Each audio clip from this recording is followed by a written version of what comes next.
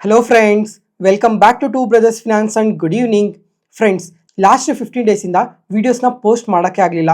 ಯಾಕಂದರೆ ಸ್ವಲ್ಪ health issues ಇಂದ ಮತ್ತು ಎಡಿಟರ್ ಇಶ್ಯೂಸ್ ಇಂದ ವಿಡಿಯೋಸ್ನ ಪೋಸ್ಟ್ ಮಾಡೋಕ್ಕಾಗಲಿಲ್ಲ. ಮತ್ತು ಇವತ್ತಿಂದ ಪ್ರತಿದಿನ ವಿಡಿಯೋಸ್ನ ಪೋಸ್ಟ್ ಮಾಡ್ತಾನೆ ಇರ್ತೀನಿ. ತುಂಬ ಸಬ್ಸ್ಕ್ರೈಬರ್ಸ್ ಎಲ್ಲ ಪ್ರತಿದಿನ ಕಮೆಂಟ್ ಮಾಡ್ತಾನೆ ಇದ್ರು, ಇವಾಗ ಏನಕ್ಕೋಸ್ಕರ ವಿಡಿಯೋಸ್ನ ಸ್ಟಾಪ್ ಮಾಡಿದ್ದೀರಾ ಮತ್ತು ಯಾವಾಗ ಶುರು ಮಾಡ್ತೀರಾ ಅಂತ ಇಲ್ಲ. ಇವಾಗ ಪ್ರತಿಯೊಬ್ಬರು ಕಮೆಂಟ್ ಮಾಡಿದವ್ರಿಗೂ ತುಂಬಾ ಧನ್ಯವಾದಗಳು. ಮತ್ತು ಫ್ರೆಂಡ್ಸ್, ಇವಾಗ ಲಾಸ್ಟ್ 2 ವೀಕ್ಸಲ್ಲಿ ನೋಡಿಕೊಂಡ್ರೆ ಮಾರ್ಕೆಟ್ ತುಂಬ ಪಾಸಿಟಿವ್ ಆಗಿ ಗ್ರೋ ಆಗಿದೆ ಅಲ್ವಾ. ಇವಾಗ ಈ ಥರ ಮಾರ್ಕೆಟ್ ಪಾಸಿಟಿವ್ ಆಗಿ ಗ್ರೋ ಆಗೋದಕ್ಕೆ ಏನೇನು ರೀಸನ್ಸ್ ಇದಾವೆ ಅಂತ ಜಸ್ಟ್ ಇವಾಗ 2 ಮಿನಿಟ್ಸಲ್ಲಿ ಹೈಲೈಟ್ ಮಾಡ್ತೀನಿ.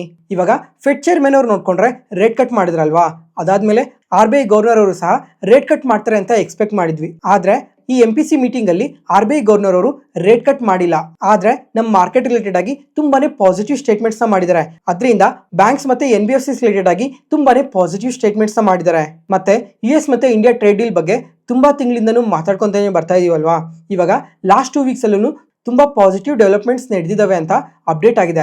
ಅದರಿಂದ ಸಹ ನಮ್ಮ ಮಾರ್ಕೆಟ್ ತುಂಬ ಪಾಸಿಟಿವ್ ಆಗಿ ಗ್ರೋ ಆಗಿದೆ. ಅದ್ರ ಜೊತೆಗೆ ಸೆಬಿ ನೋಡ್ಕೊಂಡ್ರು ಈ ಟ್ರೇಡ್ ರಿಲೇಟೆಡ್ ಆಗಿ ತುಂಬ ಪಾಸಿಟಿವ್ ಸ್ಟೇಟ್ಮೆಂಟ್ಸ್ ಮಾಡಿದ್ದಾರೆ. ಅದರಿಂದ ಈ ಕ್ಯಾಪಿಟಲ್ ಮಾರ್ಕೆಟ್ ಸ್ಟಾಕ್ಸ್ ನೋಡ್ಕೊಂಡ್ರೆ ಲಾಸ್ಟ್ ವೀಕಲ್ಲಿ ತುಂಬ ಪಾಸಿಟಿವ್ ಆಗಿ ಗ್ರೋ ಆಗಿದೆ.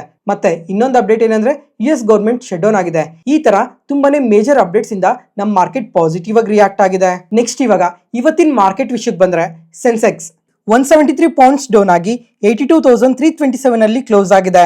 ನಿಫ್ಟಿ 58 ಪಾಯಿಂಟ್ಸ್ ಡೌನ್ ಆಗಿ 25,227 ಅಲ್ಲಿ ಕ್ಲೋಸ್ ಆಗಿದೆ. ಬ್ಯಾಂಕ್ ನಿಫ್ಟಿ 15 ಪಾಯಿಂಟ್ಸ್ ಗೇನ್ ಆಗಿ 56,625 ಅಲ್ಲಿ ಕ್ಲೋಸ್ ಆಗಿದೆ. ಫ್ರೆಂಡ್ಸ್, ಇವತ್ತು ಮಾರ್ಕೆಟ್ ನೋಡಿದ್ರಾ, ಓಪನಿಂಗ್ ಅಲ್ಲಿ ನೋಡ್ಕೊಂಡ್ರೆ ಪ್ರತಿಯೊಂದು ಇಂಡಿಸಿಸ್ನು ನೆಗೆಟಿವ್ ಅಲ್ಲೇ ಓಪನ್ ಆಯ್ತು. ನಿಫ್ಟಿ ಆದ್ರೆ ನಿಯರ್ಲಿ 100 ಪಾಯಿಂಟ್ಸ್ ನೆಗೆಟಿವ್ ಅಲ್ಲಿ ಓಪನ್ ಆಯ್ತು. ಅದಾದ್ಮೇಲೆ ಈ ಸೆಕೆಂಡ್ ಹಾಫ್ ಅಲ್ಲಿ ನೋಡ್ಕೊಂಡ್ರೆ ಮಾರ್ಕೆಟ್ ಸ್ವಲ್ಪ ರಿಕವರ್ ಆಗಿದಾವೆ. ಇವಾಗ ಏನಕ್ಕೆ ಈ ತರ ಮಾರ್ಕೆಟ್ ರಿಕವರ್ ಆಗಿದೆ ಅಂತ ಕೂಡ 2 ಮಿನಿಟ್ಸ್ ಅಲ್ಲಿ ಮಾತಾಡ್ಕೊಳ್ಳೋಣ. ಅದಕ್ಕೂ ಮುಂಚೆ ಫ್ರೆಂಡ್ಸ್, ಇವತ್ತು ನಮ್ಮ ಮಾರ್ಕೆಟ್ ನೋಡ್ಕೊಂಡ್ರೆ ಸ್ವಲ್ಪ ನೆಗೆಟಿವ್ ಆಗಿ ರಿಯಾಕ್ಟ್ ಆಗಿದೆ ಅಲ್ವಾ. ಆದ್ರೆ ಅದೇ ಗ್ಲೋಬಲ್ ಮಾರ್ಕೆಟ್ಸ್ ನೋಡ್ಕೊಂಡ್ರೆ ತುಂಬಾನೇ ಫಾಲ್ ಆಗೋಗಿದಾವೆ. ಫಸ್ಟ್ ಇವಾಗ US ಮಾರ್ಕೆಟ್ ನೋಡ್ಕೊಂಡ್ರೆ ನಾಸ್ಡ್ಯಾಕ್ ಆದ್ರೆ 3.5% ಫಾಲ್ ಆಗಿದೆ. ಮತ್ತೆ S&P 500 ಆದ್ರೆ ಅಬೌವ್ 2.5% ಫಾಲ್ ಆಗಿದೆ. ಫ್ರೆಂಡ್ಸ್, ಇವಾಗ ಈ ರೀಸೆಂಟ್ ಟೈಮ್ ಅಲ್ಲಿ ನಾವು ತುಂಬಾ ಸಲನೇ ಮಾತಾಡ್ಕೊಂತ ಬಂದ್ವಿ, US ಮಾರ್ಕೆಟ್ ಆದ್ರೆ ಪ್ರತಿದಿನನೂ ಆಲ್ ಟೈಮ್ ಹೈಸ್ ನ ಟಚ್ ಮಾಡ್ತಾನೆ ಇದೆ, ತುಂಬಾ ಪಾಸಿಟಿವ್ ಆಗಿ ಗ್ರೋ ಆಗ್ತಾ ಇದೆ ಮಾರ್ಕೆಟ್ ಅಂತ. ಆದ್ರೆ ಲಾಸ್ಟ್ 6 ಮಂತ್ಸ್ ಅಲ್ಲಿ ಫಸ್ಟ್ ಟೈಮ್ ಈ ತರ ಫಾಲ್ ಆಗಿರೋದು. ಈ ತರ ಫಾಲ್ ಆಗೋದಕ್ಕೆ ಒಂದು ಮೇನ್ ರೀಸನ್ ಕೂಡ ಇದೆ. ಅದಾದ್ಮೇಲೆ ಇವತ್ತು ಏಷ್ಯನ್ ಮಾರ್ಕೆಟ್ಸ್ ನೋಡ್ಕೊಂಡ್ರು ಸ್ವಲ್ಪ ನೆಗೆಟಿವ್ ಆಗಿ ರಿಯಾಕ್ಟ್ ಆಗಿದಾವೆ. ಚೈನೀಸ್ ಮಾರ್ಕೆಟ್ ಆದ್ರೆ ಅಬೌವ್ 1.5% ಫಾಲ್ ಆಗಿದೆ. ತೈವಾನ್ ಮಾರ್ಕೆಟ್ಸ್, ಕೊರಿಯನ್ ಮಾರ್ಕೆಟ್ಸ್, ಈ ತರ ಪ್ರತಿಯೊಂದು ಮಾರ್ಕೆಟ್ ಅಬೌವ್ 1% ನೆಗೆಟಿವ್ ಆಗಿ ರಿಯಾಕ್ಟ್ ಆಗಿದೆ. ಈಗ ಈ ಗ್ಲೋಬಲ್ ಮಾರ್ಕೆಟ್ಸ್ ಎಲ್ಲ ಏನಕ್ಕೆ ಇಷ್ಟು ನೆಗೆಟಿವ್ ಆಗಿ ರಿಯಾಕ್ಟ್ ಆಗಿದಾವೆ ಅಂತ ಅಂದ್ರೆ, ಶುಕ್ರವಾರ ರಾತ್ರಿ ಡೊನಾಲ್ಡ್ ಟ್ರಂಪ್ ಅವರು ಒಂದು ಸ್ಟೇಟ್ಮೆಂಟ್ಸ್ ಮಾಡಿದ್ದಾರೆ. ಏನಂದ್ರೆ, ಇವಾಗ ಚೈನಾ ಮೇಲೆ 100% ಟ್ಯಾರಿಫ್ ಹಾಕ್ತೀವಿ, ಇದು ನವೆಂಬರ್ 1 ಇಂದ ಶುರು ಆಗುತ್ತೆ ಅಂತ ಅಗ್ರೆಸಿವ್ ಸ್ಟೇಟ್ಮೆಂಟ್ಸ್ ಮಾಡಿದ್ದಾರೆ. ಅದರಿಂದ ಶುಕ್ರವಾರ ನೋಡ್ಕೊಂಡ್ರೆ US ಮಾರ್ಕೆಟ್ ಕಂಪ್ಲೀಟ್ ಆಗಿ ಕ್ರಾಶ್ ಆಗೋಗಿದೆ. ಅದ್ರ ಇಂಪ್ಯಾಕ್ಟ್ ಇವತ್ತು ಏಷ್ಯನ್ ಮಾರ್ಕೆಟ್ಸ್ ಕೂಡ ಈ ತರ ಸ್ವಲ್ಪ ನೆಗೆಟಿವ್ ಆಗಿ ರಿಯಾಕ್ಟ್ ಆಗಿರೋದು. ಮತ್ತೆ ಫ್ರೆಂಡ್ಸ್, ಇವಾಗ ಈ ಟ್ಯಾರಿಫ್ ಬಗ್ಗೆ ಎಲ್ಲ ತುಂಬಾ ಸಲನೇ ಮಾತಾಡ್ಕೊಂತ ಬಂದ್ವಿ. ಇವಾಗ US ಅವರು ಚೈನಾ ಮೇಲೆ ಟ್ಯಾರಿಫ್ ಆಗ್ತಾ ಇದ್ರು, ಚೈನಾದವರು US ಮೇಲೆ ಟ್ಯಾರಿಫ್ ಆಗ್ತಾ ಇದ್ರು.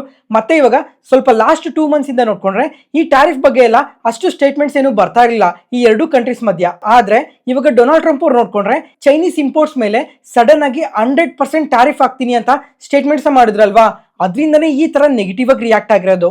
ಮತ್ತೆ ಇವಾಗ ಡೊನಾಲ್ಡ್ ಟ್ರಂಪ್ ಅವರು ಏನಕ್ಕೆ ಇಷ್ಟು ಸಡನ್ ಆಗಿ ಚೈನಾ ಮೇಲೆ ಈ ತರ ಅಗ್ರೆಸಿವ್ ಸ್ಟೇಟ್ಮೆಂಟ್ಸ್ ಮಾಡ್ತಾ ಇದಾರೆ ಅಂತ ನೋಡ್ಕೊಂಡ್ರೆ, ಇಂದಿನ ಬುಧವಾರ ಚೈನಾದವರು ಈ ರೇರ್ ಅರ್ತ್ ಮ್ಯಾಗ್ನೆಟ್ಸ್ ಬಗ್ಗೆ ರಿಸ್ಟ್ರಿಕ್ಷನ್ಸ್ ನ ವಿಧಿಸ್ತಾ ಇದೀವಿ ಅಂತ ಸ್ಟೇಟ್ಮೆಂಟ್ಸ್ ಮಾಡಿದ್ದಾರೆ. ಅಂದ್ರೆ ಇವಾಗ ಈ ರೇರ್ ಅರ್ತ್ ಮ್ಯಾಗ್ನೆಟ್ಸ್ ಬಗ್ಗೆ ಎಲ್ಲ ತುಂಬಾ ಸಲನೇ ಮಾತಾಡ್ಕೊಂಡಿದ್ವಿ. ಇವಾಗ ಪ್ರಪಂಚದಲ್ಲೇ ಯಾರ ಹತ್ರನೂ ಇಲ್ದಿದ್ದಷ್ಟು ರೇರ್ ಅರ್ತ್ ಮ್ಯಾಗ್ನೆಟ್ಸ್ ಚೈನಾ ಹತ್ರನೇ ಇದೆ. ಅದಕ್ಕೋಸ್ಕರ US-ಗೆ ಈ ರೇರ್ ಅರ್ತ್ ಮ್ಯಾಗ್ನೆಟ್ಸ್ ನ ಎಕ್ಸ್ಪೋರ್ಟ್ ಮಾಡೋ ರಿಲೇಟೆಡ್ ಆಗಿ ಸ್ವಲ್ಪ ರಿಸ್ಟ್ರಿಕ್ಷನ್ಸ್ ನ ವಿಧಿಸ್ತಾ ಇದೀವಿ ಅಂತ ಇಂದಿನ ಬುಧವಾರನೇ ಸ್ಟೇಟ್ಮೆಂಟ್ಸ್ ಮಾಡಿದ್ದಾರೆ. ಅದಕ್ಕೋಸ್ಕರ ಶುಕ್ರವಾರ ಡೊನಾಲ್ಡ್ ಟ್ರಂಪ್ ಅವರು ಇವಾಗ ಚೈನಾ ಇಂದ ಏನೇನು ಇಂಪೋರ್ಟ್ ಮಾಡ್ಕೊಂತ ಇದಾರೆ, ಆ ಇಂಪೋರ್ಟ್ ಮಾಡ್ಕೊಳ್ಳೋ ಪ್ರಾಡಕ್ಟ್ಸ್ ಮೇಲೆ 100% ಟ್ಯಾರಿಫ್ ಇರುತ್ತೆ ಅಂತ ಸ್ಟೇಟ್ಮೆಂಟ್ಸ್ ಮಾಡಿದ್ದಾರೆ. ಇವಾಗ US ಇಂದ ಏನೇನು IT ರಿಲೇಟೆಡ್ ಆಗಿ ಸರ್ವಿಸಸ್ ನ ಪ್ರೊವೈಡ್ ಮಾಡ್ತಾ ಇದಾರೆ ಅದ್ರ ಮೇಲೆ ಕೂಡ ಸ್ವಲ್ಪ ರಿಸ್ಟ್ರಿಕ್ಷನ್ಸ್ ಇರುತ್ತೆ ಅಂತ ಸ್ಟೇಟ್ಮೆಂಟ್ಸ್ ಮಾಡಿದ್ದಾರೆ. ಈ ಸ್ಟೇಟ್ಮೆಂಟ್ ಡೊನಾಲ್ಡ್ ಟ್ರಂಪ್ ಅವರು ಯಾವಾಗ ಮಾಡಿದ್ರು ಅವಾಗೇನೆ US ಮಾರ್ಕೆಟ್ ಆದ್ರೆ ಕಂಪ್ಲೀಟ್ ಆಗಿ ಕ್ರಾಶ್ ಆಗೋಗಿದೆ. ಫ್ರೆಂಡ್ಸ್, ಇವಾಗ ಈ ಎರಡು ಕಂಟ್ರೀಸ್ ಮಧ್ಯ ಈ ರೀಸೆಂಟ್ ಟೈಮ್ ಅಲ್ಲಿ ಟ್ಯಾರಿಫ್ ರಿಲೇಟೆಡ್ ಆಗಿ ಯಾವುದೇ ತರ ಏನು ಅಪ್ಡೇಟ್ಸ್ ಬರಲಿಲ್ಲ.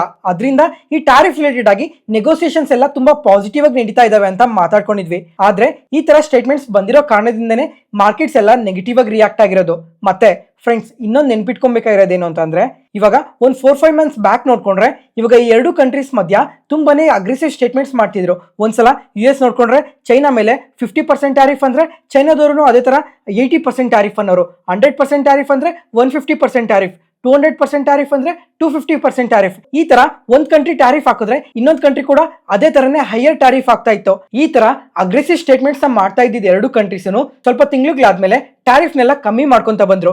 ಇವಾಗ ಪ್ರೆಸೆಂಟ್ ನೋಡ್ಕೊಂಡ್ರೆ ಇವಾಗ ಈ 100% ಟ್ಯಾರಿಫ್ ಹಾಕೋದಕ್ಕೂ ಮುಂಚೆ ನೋಡ್ಕೊಂಡ್ರೆ ಇವಾಗ US ಅವರು ಚೈನಾ ಪ್ರಾಡಕ್ಟ್ಸ್ ಮೇಲೆ 30% ಟ್ಯಾರಿಫ್ ಹಾಕಿದ್ದಾರೆ. ಇವಾಗ 100% ಟ್ಯಾರಿಫ್ ಹಾಕಿದಾರಲ್ವಾ, ಅದರಿಂದ ಟೋಟಲ್ ಆಗಿ ಚೈನಾ ಪ್ರಾಡಕ್ಟ್ಸ್ ಮೇಲೆ 130% ಟ್ಯಾರಿಫ್ ಇದೆ ಇವಾಗ. ಅದಾದ್ಮೇಲೆ ಇವತ್ ನೋಡ್ಕೊಂಡ್ರೆ ಡೊನಾಲ್ಡ್ ಟ್ರಂಪ್ ಅವರು ಈ ಟ್ಯಾರಿಫ್ ಬಗ್ಗೆ ಶುಕ್ರವಾರ ಈ ತರ ಅಗ್ರೆಸಿವ್ ಸ್ಟೇಟ್ಮೆಂಟ್ಸ್ ಮಾಡಿದ್ರಲ್ವಾ, ಆದ್ರೆ ಇವತ್ ನೋಡ್ಕೊಂಡ್ರೆ ಸ್ವಲ್ಪ ಪಾಸಿಟಿವ್ ಸ್ಟೇಟ್ಮೆಂಟ್ಸ್ ಮಾಡಿದ್ದಾರೆ. ನೋಡೋಣ ಈ ಟ್ಯಾರಿಫ್ ಬಗ್ಗೆ ಎಲ್ಲ ಕಮಿಂಗ್ ಟೈಮ್ ಅಲ್ಲಿ ಇನ್ನ ಏನ್ ಅಪ್ಡೇಟ್ಸ್ ಬರ್ತವೆ ಅಂತ. ಮತ್ತೆ ಫ್ರೆಂಡ್ಸ್, ಇವಾಗ 15 ದಿನ ಆದ್ಮೇಲೆ ವಿಡಿಯೋಸ್ನ ಪೋಸ್ಟ್ ಮಾಡ್ತಾ ಇದೀನಲ್ವಾ, ಇದು ತುಂಬಾ ಜನಕ್ಕೆ ರೀಚ್ ಆಗ್ದಂಗೆ ಇರ್ಬೋದು. ಅದಕ್ಕೋಸ್ಕರ ಪ್ರತಿಯೊಬ್ರು ಈ ವಿಡಿಯೋ ಇಷ್ಟ ಆದ್ರೆ ಕಮೆಂಟ್ ಸೆಷನ್ ಅಲ್ಲಿ ಕಮೆಂಟ್ ಮಾಡಿ. ನೀವು ಕಮೆಂಟ್ ಸೆಷನ್ ಅಲ್ಲಿ ಕಮೆಂಟ್ ಮಾಡೋದ್ರಿಂದ ಈ ವಿಡಿಯೋ ಇನ್ನೂ ಸ್ವಲ್ಪ ಜನಕ್ಕೆ ರೀಚ್ ಆಗೋ ತರ ಯೂಟ್ಯೂಬ್ ನೋಡುತ್ತೆ. ಅದಕ್ಕೋಸ್ಕರ ಪ್ರತಿಯೊಬ್ರು ಕಮೆಂಟ್ ಮಾಡಿ. ಫ್ರೆಂಡ್ಸ್, ಗೋಲ್ಡ್ ಮತ್ತೆ ಸಿಲ್ವರ್ ನೋಡ್ತಾ ಇದ್ದೀರಾ ಯಾವ ತರ ಪಾಸಿಟಿವ್ ಆಗಿ ಗ್ರೋ ಆಗ್ತಾ ಇದೆ ಅಂತ. ಇವಾಗ ಮತ್ತೆ ಏನಕ್ಕೆ ಇವತ್ತು ಗೋಲ್ಡ್ ಮತ್ತೆ ಸಿಲ್ವರ್ ಈ ತರ ಪಾಸಿಟಿವ್ ಆಗಿ ಗ್ರೋ ಆಗಿದೆ ಅಂತ ಅಂದ್ರೆ, ಇವಾಗ ಪ್ರಪಂಚದಲ್ಲೇನೆ ಬಿಗ್ಗೆಸ್ಟ್ ಎಕಾನಮೀಸ್ ಯಾವ ಅಂತ ಅಂದ್ರೆ US ಮತ್ತೆ ಚೈನಾನೇ ಅಲ್ವಾ. ಈ ತರ ಈ ಎರಡು ಕಂಟ್ರೀಸ್ ಮಧ್ಯ ಇಷ್ಟು ಅನ್ಸರ್ಟನಿಟೀಸ್ ಡೆವಲಪ್ ಆಗಿರೋ ಕಾರಣದಿಂದ ಗೋಲ್ಡ್ ಪ್ರೈಸಸ್ ನೋಡ್ಕೊಂಡ್ರೆ ತುಂಬಾ ಪಾಸಿಟಿವ್ ಆಗಿ ಗ್ರೋ ಆಗಿದೆ. ಇವಾಗ 100 ಗ್ರಾಮ್ ಗೋಲ್ಡ್ಗೆ 3200 ರೂಪಾಯಿ ಇನ್ಕ್ರೀಸ್ ಆಗಿದೆ ಇವತ್ತೇನೆ. ಮತ್ತೆ ಗೋಲ್ಡ್ ETF ನೋಡ್ಕೊಂಡ್ರೆ ಎಬೋ 2% ಪಾಸಿಟಿವ್ ಆಗಿ ರಿಯಾಕ್ಟ್ ಆಗಿದಾವೆ. ಜೊತೆಗೆ ಗೋಲ್ಡ್ ನೋಡ್ಕೊಂಡ್ರೆ ಆಲ್ ಟೈಮ್ ಐಸ್ ನ ಪ್ರತಿ ಸಲನು ಟಚ್ ಮಾಡ್ತಾನೆ ಬರ್ತಾ ಇದೆ. ಮತ್ತೆ ಫ್ರೆಂಡ್ಸ್, ಇವಾಗ ಕಾಮನ್ ಆಗಿ ಎಲ್ಲಾರ್ಗೂ ಒಂದು ಡೌಟ್ ಇದ್ದೇ ಇದೆ, ಇವಾಗ ಗೋಲ್ಡ್ ಅಲ್ಲಿ ಇನ್ವೆಸ್ಟ್ ಮಾಡ್ಬೋದಾ ಬೇಡವಾ, ಗೋಲ್ಡ್ ಕಮಿಂಗ್ ಟೈಮ್ ಅಲ್ಲಿ ಇದೇ ತರ ಪಾಸಿಟಿವ್ ಆಗಿ ಗ್ರೋ ಆಗುತ್ತಾ ಅಥವಾ ಕಮಿಂಗ್ ಟೈಮ್ ಅಲ್ಲಿ ಫಾಲ್ ಆಗುತ್ತಾ ಅಂತ. ಇವಾಗ ಇದಕ್ಕೆ ಕ್ಲಿಯರ್ ಆಗಿ ಎಕ್ಸ್ಪ್ಲೈನ್ ಮಾಡ್ತೀನಿ ನೋಡಿ. ಇವಾಗ ಗೋಲ್ಡ್ ಏನಕ್ಕೆ ಇಷ್ಟು ಪಾಸಿಟಿವ್ ಆಗಿ ಗ್ರೋ ಆಗ್ತಾ ಇದೆ, ಲಾಸ್ಟ್ 1 year ಅಲ್ಲಿ ನೋಡ್ಕೊಂಡ್ರೆ 53% ಗ್ರೋ ಆಗಿದೆ. ಮತ್ತೆ ಲಾಸ್ಟ್ 1 month ಅಲ್ಲಿ ನೋಡ್ಕೊಂಡ್ರು ಎಬೋ 10% ಪಾಸಿಟಿವ್ ಆಗಿ ರಿಯಾಕ್ಟ್ ಆಗಿದೆ. ಫಸ್ಟ್ ಇವಾಗ ಗೋಲ್ಡ್ ಏನಕ್ಕೆ ಈ ತರ ಇಷ್ಟು ಪಾಸಿಟಿವ್ ಆಗಿ ರಿಯಾಕ್ಟ್ ಆಗ್ತಾ ಇದೆ ಅಂತ ರೀಸನ್ಸ್ ನ ತಿಳ್ಕೊಬೇಕಾಗಿರುತ್ತೆ. ಇವಾಗ ಪಾಸಿಟಿವ್ ಆಗಿ ಗ್ರೋ ಆಗೋದಕ್ಕೆ ರೀಸನ್ಸ್ ಏನು ಅಂದ್ರೆ ಎಕನಾಮಿಕ್ ಅನ್ಸರ್ಟನಿಟೀಸ್. ಇವಾಗ ಎಕನಾಮಿಯಲ್ಲಿ ತುಂಬಾನೇ ಅನ್ಸರ್ಟನಿಟೀಸ್ ಕಾಣ್ತಾ ಇದೆ. ಅದರಿಂದ ಪ್ರತಿಯೊಬ್ರು ಸ್ಟಾಕ್ ಮಾರ್ಕೆಟ್ ಅಲ್ಲಿ ಇನ್ವೆಸ್ಟ್ ಮಾಡೋದ್ರ ಬದಲು ಗೋಲ್ಡ್ ಅಲ್ಲಿ ಇನ್ವೆಸ್ಟ್ ಮಾಡ್ತಾ ಇದ್ದಾರೆ. ಜೊತೆಗೆ ಈ ಜಿಯೋ ಪೊಲಿಟಿಕಲ್ ಟೆನ್ಷನ್ಸ್ ಏನಿದಾವೆ ಇವು ತುಂಬಾನೇ ಹೆಚ್ಚಾಗ್ತಾ ಇದೆ. ಅದ್ರ ಜೊತೆಗೆ ಈ ಸೆಂಟ್ರಲ್ ಬ್ಯಾಂಕ್ಸ್ ನೋಡ್ಕೊಂಡ್ರೆ ಗೋಲ್ಡ್ ನ ತುಂಬಾನೇ ಬೈ ಮಾಡ್ತಾನೆ ಇದ್ದಾರೆ. ಜೊತೆಗೆ US ನ ಫೆಡ್ ಚೇರ್ಮನ್ ಅವ್ರು ನೋಡ್ಕೊಂಡ್ರೆ ರೇಟ್ ಕಟ್ ನ ಮಾಡ್ತಾ ಇದಾರಲ್ವಾ, ರೇಟ್ ಕಟ್ ಮಾಡೋದ್ರಿಂದನೂ ಕೂಡ ಈ ಗೋಲ್ಡ್ ಪ್ರೈಸಸ್ ತುಂಬಾ ಪಾಸಿಟಿವ್ ಆಗಿ ಗ್ರೋ ಆಗುತ್ತೆ. ಮತ್ತೆ ಡಾಲರ್ ನೋಡ್ಕೊಂಡ್ರೆ ಫಾಲ್ ಆಗ್ತಾನೆ ಇದೆ. ಈ ತರ ಮಲ್ಟಿಪಲ್ ರೀಸನ್ಸ್ ಇಂದ ಗೋಲ್ಡ್ ಪ್ರೈಸಸ್ ನೋಡ್ಕೊಂಡ್ರೆ ತುಂಬಾ ಪಾಸಿಟಿವ್ ಆಗಿ ಗ್ರೋ ಆಗ್ತಾ ಇದೆ. ಇವಾಗ ಇಂಡಿಯಾದಲ್ಲಿ ನೋಡ್ಕೊಂಡ್ರೆ ಫೆಸ್ಟಿವಲ್ ಸೀಸನ್ ಕೂಡ ಇದೆ ಅಲ್ವಾ, ಈ ಫೆಸ್ಟಿವಲ್ ಸೀಸನ್ ಅಲ್ಲೂ ಕೂಡ ಗೋಲ್ಡ್ ನ ಬೈ ಮಾಡೋರ ಸಂಖ್ಯೆ ತುಂಬಾ ಜಾಸ್ತಿ ಆಗುತ್ತೆ. ಪ್ರೆಸೆಂಟ್ ನೋಡ್ಕೊಂಡ್ರೆ 10 ಗ್ರಾಮ್ಸ್ ಗೋಲ್ಡ್ ವ್ಯಾಲ್ಯೂ 1,25,000 ಇಂದ 1,30,000 ಮಧ್ಯೆ ಟ್ರೇಡ್ ಆಗ್ತಾ ಇದೆ. ಮತ್ತೆ 2026ಗೆಲ್ಲ ಇದು 1,50,000ಗೆ ಕೂಡ ರೀಚ್ ಆಗೋ ಚಾನ್ಸಸ್ ಇದೆ ಅಂತ ಎಕ್ಸ್ಪರ್ಟ್ಸ್ ಎಕ್ಸ್ಪೆಕ್ಟ್ ಮಾಡ್ತಾ ಇದ್ದಾರೆ. ಫ್ರೆಂಡ್ಸ್, ಇವಾಗ ನಮ್ಮ ಮಾರ್ಕೆಟ್ ಅಲ್ಲಿ ಈ ಅನ್ಸರ್ಟನಿಟೀಸ್ ಎಲ್ಲ ಇದೇ ತರ ಕಂಟಿನ್ಯೂ ಆಗ್ತಾ ಹೋದ್ರೆ ಗೋಲ್ಡ್ ಪ್ರೈಸಸ್ ತುಂಬಾ ಪಾಸಿಟಿವ್ ಆಗಿ ಗ್ರೋ ಆಗೋ ಚಾನ್ಸಸ್ ಜಾಸ್ತಿನೇ ಇದೆ. ಅದೇ ಒಂದ್ ವೇಳೆ ಕಮಿಂಗ್ ಟೈಮ್ ಅಲ್ಲಿ ನಮ್ಮ ಮಾರ್ಕೆಟ್ ಅಲ್ಲಿ ಈ ಟ್ಯಾರಿಫ್ ಅನ್ಸರ್ಟನಿಟೀಸ್ ಏನಿದಾವೆ ಇವೆಲ್ಲ ಕ್ಲಿಯರ್ ಆದ್ರೆ, ಅದ್ರ ಜೊತೆಗೆ ರಷ್ಯಾ ಮತ್ತೆ ಯುಕ್ರೇನ್ ರಿಲೇಟೆಡ್ ಆಗಿ ಈ ಯುದ್ಧ ಕೂಡ ಸ್ಟಾಪ್ ಆಗಿ ಈ ತರ ಏನೇನ್ ಗ್ಲೋಬಲ್ ಅನ್ಸರ್ಟನಿಟೀಸ್ ಇದಾವೆ ಈ ಅನ್ಸರ್ಟನಿಟೀಸ್ ಎಲ್ಲ ಕಮ್ಮಿ ಆದ್ರೆ ಅವಾಗ ಗೋಲ್ಡ್ ಪ್ರೈಸ್ ನೋಡ್ಕೊಂಡ್ರೆ ಸ್ವಲ್ಪ ಫಾಲ್ ಆಗೋ ಚಾನ್ಸಸ್ ಕೂಡ ಜಾಸ್ತಿನೇ ಇದೆ. ಅವಾಗ ಗೋಲ್ಡ್ ಪ್ರೈಸ್ ಫಾಲ್ ಆಗುತ್ತಲ್ಲ, ಏನಕ್ಕೆ ಗೋಲ್ಡ್ ಪ್ರೈಸ್ ಫಾಲ್ ಆಗುತ್ತೆ ಹೇಳಿ, ಇವಾಗ ಅನ್ಸರ್ಟನಿಟೀಸ್ ಏನಿದಾವೆ ಅವೆಲ್ಲ ಕ್ಲಿಯರ್ ಆಗಿದಾವೆ. ಅದರಿಂದ ಗೋಲ್ಡ್ ಅಲ್ಲಿ ಇನ್ವೆಸ್ಟ್ ಮಾಡಿರೋರೆಲ್ಲ ನಮ್ಮ ಮಾರ್ಕೆಟ್ ಅಲ್ಲಿ ಇನ್ವೆಸ್ಟ್ ಮಾಡೋದಕ್ಕೆ ಬರ್ತಾರೆ. ಯಾಕಂದ್ರೆ ಅನ್ಸರ್ಟನಿಟೀಸ್ ಕ್ಲಿಯರ್ ಆಗಿದಾವೆ. ಇವಾಗ ಕಮಿಂಗ್ ಟೈಮ್ ಅಲ್ಲಿ ನಮ್ಮ ಮಾರ್ಕೆಟ್ಸ್ ತುಂಬಾ ಪಾಸಿಟಿವ್ ಆಗಿ ಗ್ರೋ ಆಗುತ್ತೆ ಅಂತ ಮಾರ್ಕೆಟ್ಸ್ ಅಲ್ಲಿ ಇನ್ವೆಸ್ಟ್ ಮಾಡೋದಕ್ಕೆ ಬರ್ತಾರೆ. ಅದರಿಂದ ಈ ಗೋಲ್ಡ್ ಪ್ರೈಸ್ ಸ್ವಲ್ಪ ಫಾಲ್ ಆಗೋ ಚಾನ್ಸಸ್ ಇರುತ್ತೆ. ಫ್ರೆಂಡ್ಸ್, ಇಲ್ಲಿವರೆಗೂ ಗೋಲ್ಡ್ ಬಗ್ಗೆ ಮಾತಾಡಿರೋದೆಲ್ಲ ಅರ್ಥ ಆಗಿದೆ ಅಂತ ಅನ್ಕೊಂತೀನಿ. ಇನ್ನ ಏನಾದ್ರೂ ಈ ಗೋಲ್ಡ್ ರಿಲೇಟೆಡ್ ಆಗಿ ಡೌಟ್ಸ್ ಇದ್ರೆ ಒಂದ್ಸಲ ಕಮೆಂಟ್ ಸೆಷನ್ ಅಲ್ಲಿ ಕಮೆಂಟ್ ಮಾಡಿ, ಪ್ರತಿಯೊಬ್ಬರಿಗೂ ರಿಪ್ಲೈ ಕೊಡ್ತೀನಿ. ಈ ತರ ಕಾಂಪ್ಲಿಕೇಟೆಡ್ ಇನ್ಫಾರ್ಮೇಶನ್ ಎಲ್ಲ ಸಿಂಪ್ಲಿಫೈ ಮಾಡಿ ನಿಮ್ಮ ಮುಂದೆ ತರ್ತಾ ಇದೀವಲ್ಲ, ಯಾವುದೇ ಪಾಯಿಂಟ್ ಅಲ್ಲಿ ನಾನು ಹೇಳೋ ಇನ್ಫಾರ್ಮೇಶನ್ ನಿಮಗೆ ಯೂಸ್ಫುಲ್ ಅನ್ಸಿದ್ರೆ ಈ ವಿಡಿಯೋನ ಲೈಕ್ ಮಾಡಿ. ಮತ್ತೆ ನಿಮ್ಮ ಫ್ರೆಂಡ್ಸ್ ಅಲ್ಲಿ ಯಾರಿಗಾದ್ರೂ ಸ್ಟಾಕ್ ಮಾರ್ಕೆಟ್ ಬಗ್ಗೆ ಇಂಟ್ರೆಸ್ಟ್ ಇರೋರಿಗೆ ಈ ವಿಡಿಯೋಸ್ನ ಶೇರ್ ಮಾಡಿ, ಅವ್ರಿಗೂ ತುಂಬಾ ಉಪಯೋಗ ಆಗುತ್ತೆ. ನೆಕ್ಸ್ಟ್ ಅದಾದ್ಮೇಲೆ ಫ್ರೆಂಡ್ಸ್, ಇವತ್ತು ಸಿಲ್ವರ್ ನೋಡಿದ್ರಾ, ಸಿಲ್ವರ್ ನೋಡ್ಕೊಂಡ್ರು ಆಲ್ ಟೈಮ್ ಐಸ್ ನ ಟಚ್ ಮಾಡ್ತಾನೆ ಇದೆ. ಇವಾಗ ಲಾಸ್ಟ್ 1 year ಅಲ್ಲಿ ನೋಡ್ಕೊಂಡ್ರೆ ಗೋಲ್ಡ್ ಗಿನ್ನ ಸಿಲ್ವರ್ ತುಂಬಾ ಪಾಸಿಟಿವ್ ಆಗಿ ಗ್ರೋ ಆಗಿರೋದು. ಲಾಸ್ಟ್ 1 year ಅಲ್ಲಿ ಸಿಲ್ವರ್ 63% ರಿಟರ್ನ್ಸ್ ಕೊಟ್ಟಿದೆ. ಫ್ರೆಂಡ್ಸ್, ಇವಾಗ ನಮ್ಮ ಮಾರ್ಕೆಟ್ ನ್ಯೂಸ್ ಅನಾಲಿಸಿಸ್ ವಿಡಿಯೋಸ್ ಅಲ್ಲಿ ಲಾಸ್ಟ್ 3-4 months ಇಂದನು ಸಿಲ್ವರ್ ಬಗ್ಗೆ ಮಾತಾಡ್ಕೊಂತಾನೆ ಬರ್ತಾ ಇದೀವಿ. ಸಿಲ್ವರ್ ತುಂಬಾ ಪಾಸಿಟಿವ್ ಆಗಿ ಗ್ರೋ ಆಗುತ್ತೆ ಅಂತ ಎಲ್ಲ. ಇವಾಗ 1 kg ಸಿಲ್ವರ್ ಬೆಲೆ ನೋಡ್ಕೊಂಡ್ರೆ 1,85,000ಕ್ಕೆ ರೀಚ್ ಆಗಿದೆ. ಇವತ್ತೊಂದೇ ದಿನ ನೋಡ್ಕೊಂಡ್ರು 2,700 ರೂಪಾಯಿ ಇನ್ಕ್ರೀಸ್ ಆಗಿದೆ ಪರ್ ಕೆಜಿ ಮೇಲೆ. ಮತ್ತೆ ಸಿಲ್ವರ್ ETF ನೋಡ್ಕೊಂಡ್ರೆ ಇವತ್ತು HDFC ಸಿಲ್ವರ್ ETF ಆದ್ರೆ 10% ಪಾಸಿಟಿವ್ ಆಗಿ ಗ್ರೋ ಆಗಿದೆ. ಸಿಲ್ವರ್ ಬೀಸ್ ಆದ್ರೆ ಎಬೋ 6% ಪಾಸಿಟಿವ್ ಆಗಿ ಗ್ರೋ ಆಗಿದೆ. ಗ್ರೋ ಸಿಲ್ವರ್ ETF ಆದ್ರೆ ಎಬೋ 4% ಪಾಸಿಟಿವ್ ಆಗಿ ರಿಯಾಕ್ಟ್ ಆಗಿದೆ. ಫ್ರೆಂಡ್ಸ್, ಇವಾಗ ಸಿಲ್ವರ್ ಈ ತರ ಪಾಸಿಟಿವ್ ಆಗಿ ರಿಯಾಕ್ಟ್ ಆಗೋದಕ್ಕೆ ಒಂದೇ ಒಂದು ಕಾರಣನೇ ಈ ಟ್ಯಾರಿಫ್ ಅನ್ಸರ್ಟಿನೀಸ್ ಅಂತೂ ಅಲ್ವೇ ಅಲ್ಲ. ಇವಾಗ ಇಂಡಸ್ಟ್ರಿಯಲ್ಲಿ ಈ ಸಿಲ್ವರ್ಗೆ ಡಿಮ್ಯಾಂಡ್ ತುಂಬಾ ಇನ್ಕ್ರೀಸ್ ಆಗ್ತಾ ಇದೆ. ಈ ತರ ಸಿಲ್ವರ್ಗೆ ಡಿಮ್ಯಾಂಡ್ ಇನ್ಕ್ರೀಸ್ ಆಗ್ತಿರೋ ಕಾರಣದಿಂದನೇ ಸಿಲ್ವರ್ ಪ್ರೈಸಸ್ ಎಲ್ಲ ಈ ತರ ಪಾಸಿಟಿವ್ ಆಗಿ ಗ್ರೋ ಆಗ್ತಾ ಇರೋದು. ಮತ್ತೆ ಫ್ರೆಂಡ್ಸ್, ಇವಾಗ ಕಾಮನ್ ಆಗಿ ಇಲ್ಲೂ ಡೌಟ್ ಇರುತ್ತೆ, ಇವಾಗ ಈ ಸಿಲ್ವರ್ ಈ ತರ ಪಾಸಿಟಿವ್ ಆಗಿ ಗ್ರೋ ಆಗ್ತಾ ಇದೆ ಅಲ್ವಾ, ಹಂಗಂತ ಈ ಸಿಲ್ವರ್ ಅಲ್ಲಿ ಸ್ವಲ್ಪ ಇನ್ವೆಸ್ಟ್ ಮಾಡ್ಬೋದಾ ಅಂತ. ಫ್ರೆಂಡ್ಸ್, ಇವಾಗ ಈ ಸಿಲ್ವರ್ ಬಗ್ಗೆ ಮಾತಾಡ್ಕೊಂಡ್ರೆ ಈ ಲಾಸ್ಟ್ 6 months ಅಲ್ಲಿ ಸಿಲ್ವರ್ ಪ್ರೈಸಸ್ ಎಲ್ಲ ತುಂಬಾನೇ ಇನ್ಕ್ರೀಸ್ ಆಗಿದೆ ಅಲ್ವಾ. ಅದ್ರ ಜೊತೆಗೆ ಈ ಸಿಲ್ವರ್ ETF ಅಲ್ಲಿ ನೋಡ್ಕೊಂಡ್ರು ತುಂಬಾನೇ ಇನ್ಫ್ಲೋಸ್ ಬರ್ತಾನೆ ಇದೆ. ಅಂದ್ರೆ ಒಂದು 6 to 8 months ಬ್ಯಾಕ್ ನೋಡ್ಕೊಂಡ್ರೆ ಈ ಸಿಲ್ವರ್ ETFs ಅಲ್ಲಿ ವಾಲ್ಯೂಮ್ಸ್ ಅನ್ನೋದು ತುಂಬಾನೇ ಕಮ್ಮಿ ಇರೋದು. ಆದ್ರೆ ಪ್ರೆಸೆಂಟ್ ನೋಡ್ಕೊಂಡ್ರೆ ಈ ವಾಲ್ಯೂಮ್ಸ್ ತುಂಬಾನೇ ಇನ್ಕ್ರೀಸ್ ಆಗಿದೆ. ಅಂದ್ರೆ ಪ್ರತಿದಿನ ಕೋಟಿಗಳಲ್ಲಿ ವಾಲ್ಯೂಮ್ಸ್ ಇನ್ಕ್ರೀಸ್ ಆಗ್ತಾನೆ ಇದೆ. ಅದರಿಂದನೇ ಈ ಸಿಲ್ವರ್ ETF ಪ್ರೈಸಸ್ ನೋಡ್ಕೊಂಡ್ರೆ ಈ ತರ ತುಂಬಾ ಇನ್ಕ್ರೀಸ್ ಆಗ್ತಾ ಇರೋದು. ಮತ್ತೆ ಇವಾಗ ಈ ಸಿಲ್ವರ್ ಪ್ರೈಸಸ್ ನೋಡ್ಕೊಂಡ್ರೆ ಈ ಆಫ್ಲೈನ್ ಅಲ್ಲಿ ಸಿಲ್ವರ್ ಪ್ರೈಸಸ್ ನೋಡ್ಕೊಂಡ್ರೆ ಸ್ವಲ್ಪ ಮಾತ್ರ ಪಾಸಿಟಿವ್ ಆಗಿ ಗ್ರೋ ಆಗಿರುತ್ತೆ.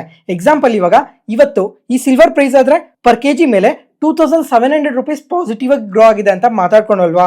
ಆದ್ರೆ HDFC ಸಿಲ್ವರ್ ETF ನೋಡ್ಕೊಂಡ್ರೆ ಅಬೌಟ್ 10% ಪಾಸಿಟಿವ್ ಆಗಿದೆ ಅಲ್ವಾ. ಇದೇ ಡಿಫ್ರೆನ್ಸ್ ಏನೆ.